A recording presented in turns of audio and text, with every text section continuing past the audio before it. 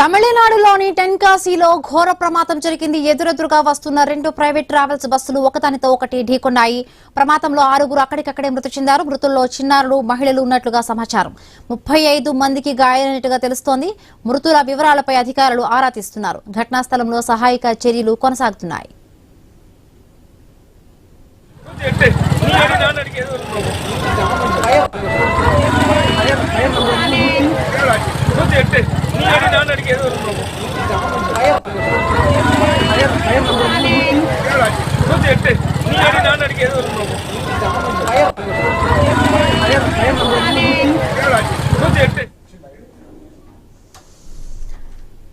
తమిళనాడులోని టెన్కాసీలో ఘోర ప్రమాదం జరిగింది. ఎదురెదురుగా వస్తున్న రెండు ప్రైవేట్ ట్రావెల్స్ బస్సులు ఒకదానితో ఒకటి ఢీకొన్నాయి. ఈ ప్రమాదంలో 6గురు అక్కడికక్కడే మృతి చెందినట్టుగా తెలుస్తోంది. మృతుల్లో చిన్నారులు, మహిళలు ఉన్నట్లుగా సమాచారం అందుతోంది.